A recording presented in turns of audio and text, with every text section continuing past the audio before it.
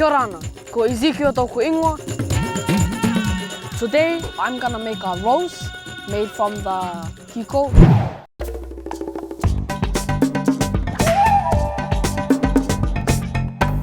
This is the frond of the Kikau, the big leaves, these ones. I just strip one leaf off.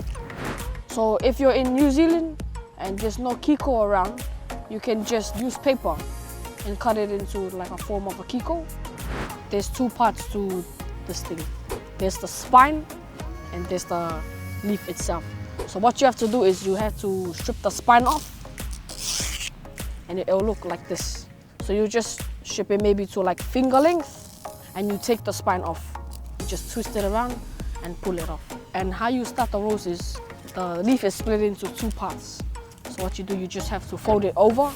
It's just folding over rhythm. So you just fold it over and then twist. You always have to twist the spine at the bottom. You twist it and you fold it over and you twist.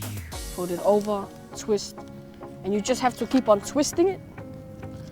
It will eventually just turn into something like this, like a rose, and you just keep on twisting it and twisting it some more, and it will eventually take the shape of a rose.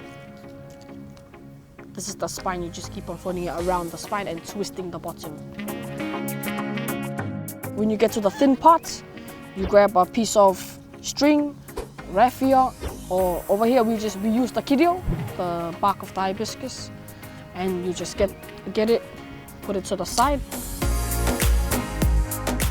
and you just twist it like so. You just wrap it around the spine of the Kikau until you get to the end. Just keep on wrapping it. You just knot it 2 times. And there you have it. That's how you make a Kikau rose.